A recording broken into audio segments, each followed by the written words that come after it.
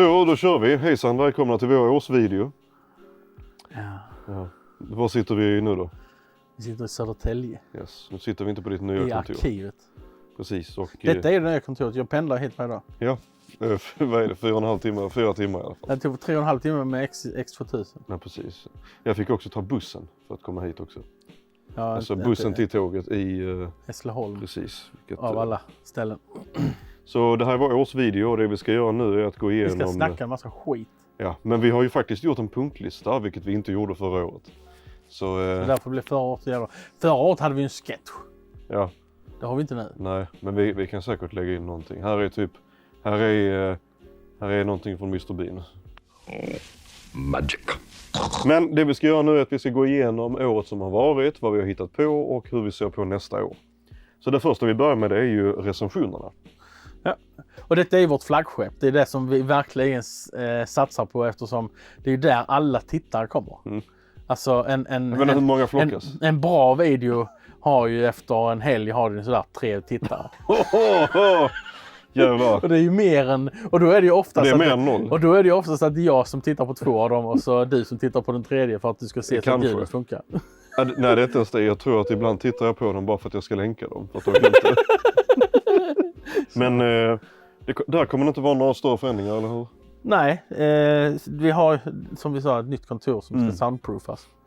Som vi ska köra. Precis, vi ska köpa till lite mer utrustning för att göra det. Och det vi lovade förra året var att du skulle göra recensioner. Ja, det har inte varit möjligt alls det här året. Jag har inte haft orken för det.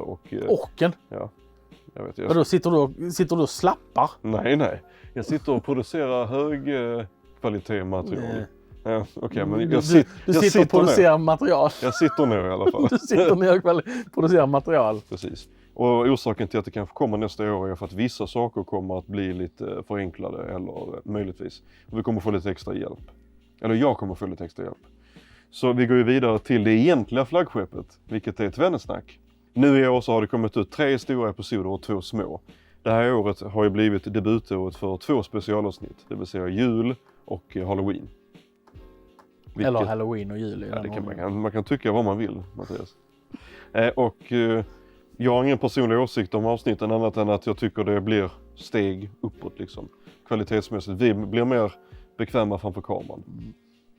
Okej, jag blir mer bekväm framför kameran. Alltså, vi är ju aldrig 100% nöjda med avsnitten ändå. Men det kommer ju dröja så. Vi kommer ju få hålla på i ett par år innan vi faktiskt 100% kan det. Problemet med det är ju att...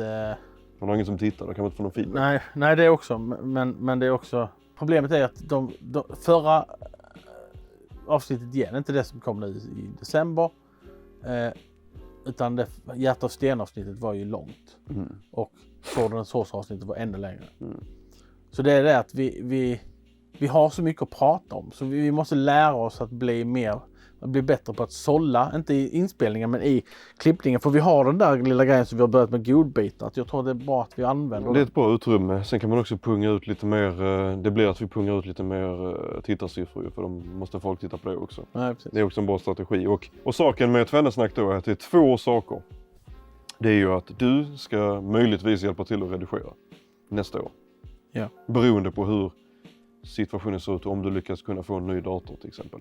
För att den du har att redigera på nu, den kan inte ens spela upp ett vänesnackavsnitt. Liksom. Nej, knappt. Ja, så än mindre redigera. Nej, precis. Så vi ska titta på fler möjligheter. Jag behöver ju också min dator håller kanske 1 år till innan den blir för utdaterad.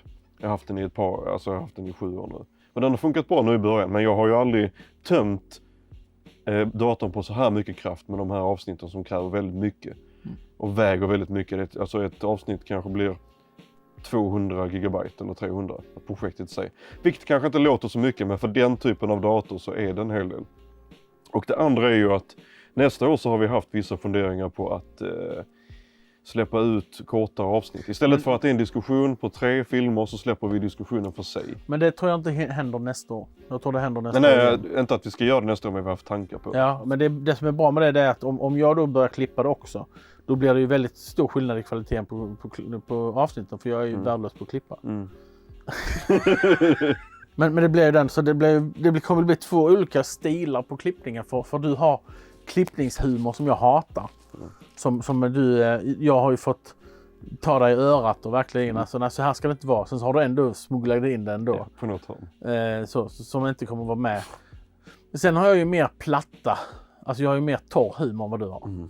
Så att det blir mer, kanske mer visuella skämt för min del. Eller bara låta oss säga vårt liksom. Ja, alltså så att det ska bli kul att se hur det blir.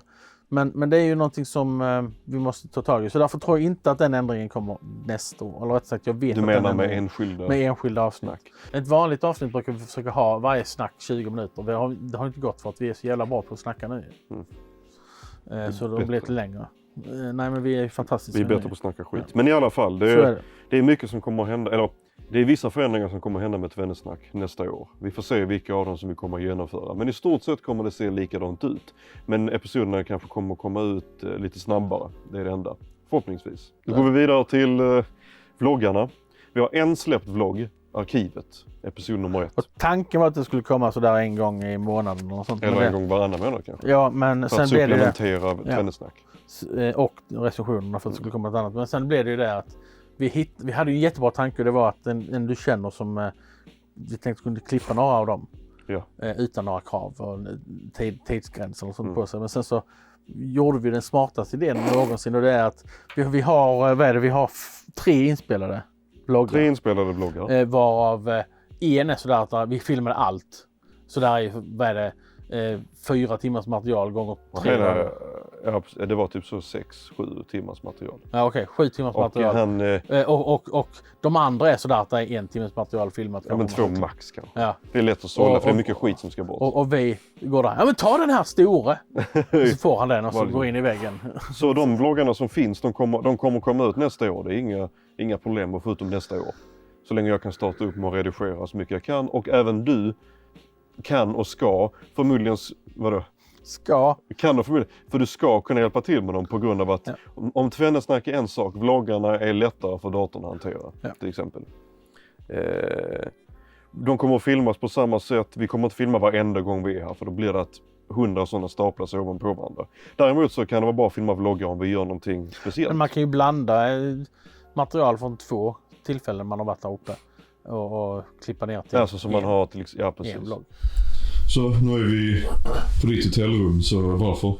För att jag har försovit mig. Jag vaknade klockan 7 och tänkte att jag kan somna om, för jag har ju klockan på så den ska ringa.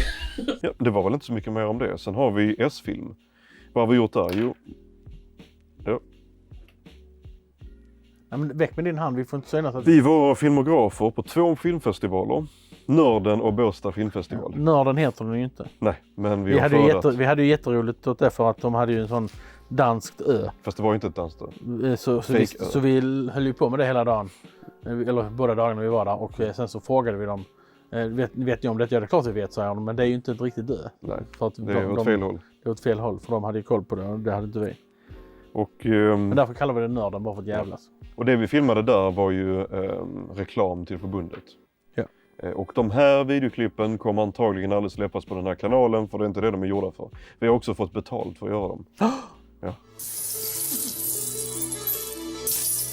Vad är nästa punkt? Det var ju 10 och sen har jag snackat, jag har varit med i det här förbundets styrelse, detta är mitt 3:e år, och sen jag var med första gången så har jag pratat om att jag vill visa filmer som Sveriges filmförbund, för er som inte vet, har hand om Sveriges äldsta kortfilmsfestival som heter Sveriges kortfilmsfestival.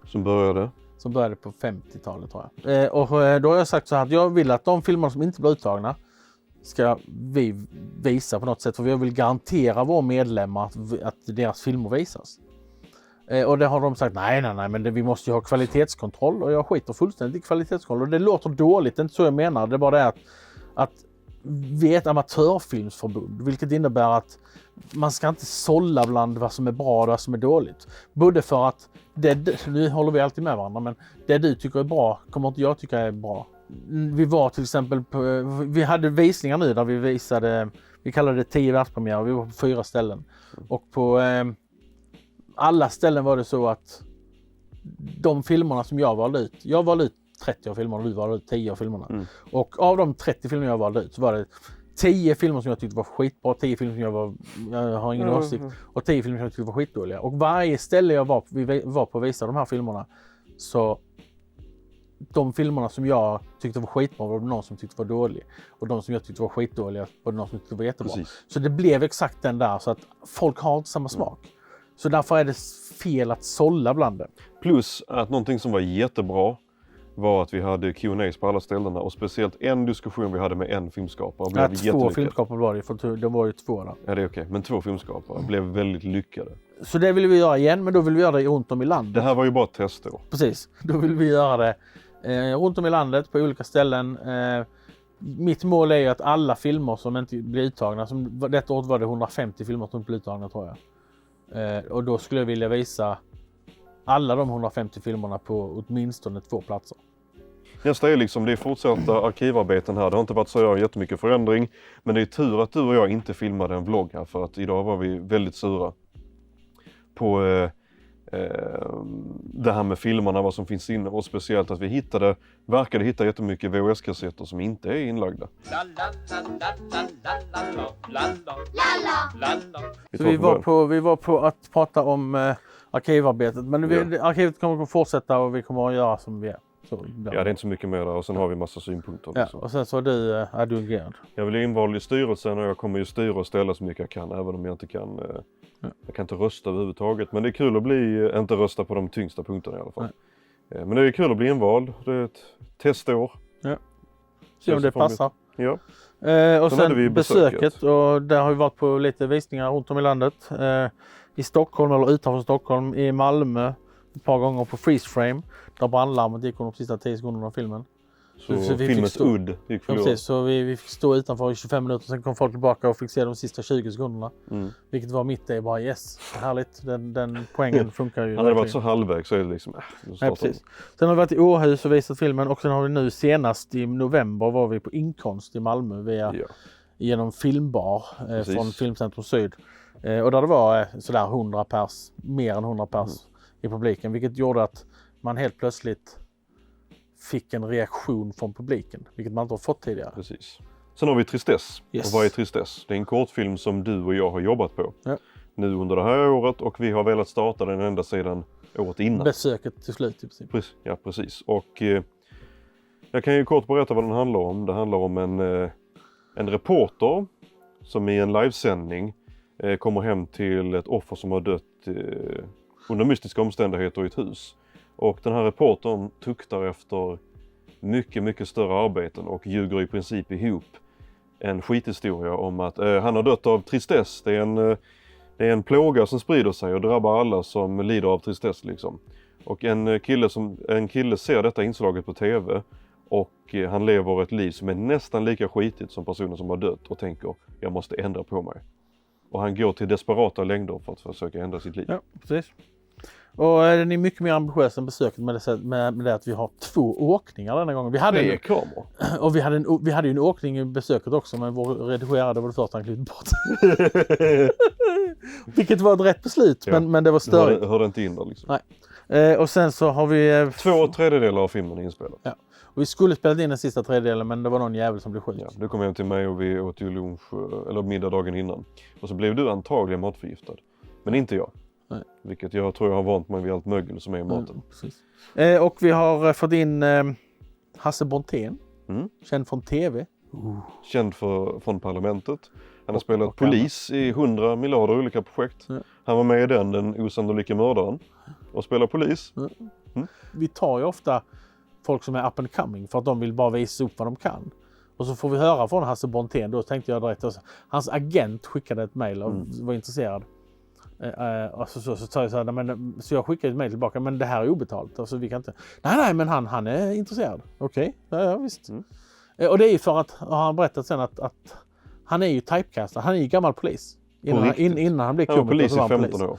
Så han vill ju spela annat. Så därför tar han sådana här roller i sådana här filmer för att han ska kunna bredda sin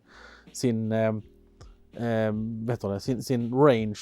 Repertoire. Ja, precis. Vi går vidare till nästa sak. Yes. Vilket är ett dokumentärprojekt. Vilket vi har inte sagt någonting om det tror jag. Nej. Och vad är det här projektet då? Jo, det är ett dokumentärprojekt om en person som heter Börje Windfeldt som var en svensk animatör på 60, 70, 80 och 90-talet. Ja. Han dog 1999 vid en ålder av 62. Ja. dog i cancer. Och han lämnade efter sig ett virrvarr av tiotals filmer. Och på tal om det här förbundet så är det att han har ju vunnit priser under 60, 70, 80 och till och med 90-talet tror jag. I massa av de här tävlingarna. Vunnit guld. Han vann guld i någon amatörfilmsfestival varje år i 10 år. Och han har gjort flera filmer och vunnit jättemycket. Vet folk vem han är? Nej. Så den här dokumentären kommer ju kretsa kring honom. Varför han är bortglömd och vilket socialt arv han lämnar efter sig. Ja. Men också om smalfilmens historia och lite om förbundet och lite så. Och vem leder det här projektet då? Ja, det är ju en sån, han är ju det är din bästa kompis. Ja. Vi har nämnt honom innan det. Ja, Göran Doré. Eller Göran Dorés. Jag och Benjamin har pratat om att vi vill göra en dokumentär om arkivarbetet. Det är därför vi vloggar det och så. Och sen så kom det upp att han ville, för Göran hade hittat alla Börjes filmer. Många i alla fall. Ja, inte alla men många. Och ville då göra det, så bara nämnde vi förbipasserande, men det hade varit kul att göra en dokumentär om det. Och slutgiltiga tankar. Vad tror du om nästa år? Jag tror det blir ungefär samma sak. Kommer höjas prenumeranter med sådär 10 pers. Det går upp 69. Men samtidigt så är det också svårt och ibland hänger det på om vi verkligen gör ordentlig reklam för oss själva. Då kommer det antagligen locka tittare. Eller så råkar rätt personer se det på rätt plats och så delar folk med sig och så får vi fler tittare den vägen också. Sen är det vi gör nischat. Men yes, så har det här året sett ut, så tack för att du tittar. Så är det. Ja. Det var det hela. God jul, det har redan varit. Gott nytt år, det kommer imorgon eller idag. Eller när det har redan varit jul. Jag menar, god jul, gott nytt år och glad påsk. Om min dator kraschar så, men hej, det är januari nu, så, eller februari. Det är inte mycket till årsvideo. Så yes, det var det sista. Vad tycker ni har funkat? Och säg inte att recensionerna är tråkiga, för det vet jag. Men det är meningen. Och skriv inte att Tvennesnack är tråkigt bara för att. Eller skriv det faktiskt, för det är bättre än att inte få någon kommentar alls. Jag tar gärna emot hatmail och liknande. Yes, men då är vi färdiga. Nu ska vi titta på, jag vill säga Pinocchio. Sen kan vi titta på Tvennesnack för att kolla igenom efter brister. För att nu har vi typ hittat ett sätt att fixa den jävla videon på. Jag menar... Så den kan komma ut imorgon? Ja, precis. Eller jag menar, så den kan komma ut för 3 veckor sedan? Ja, precis.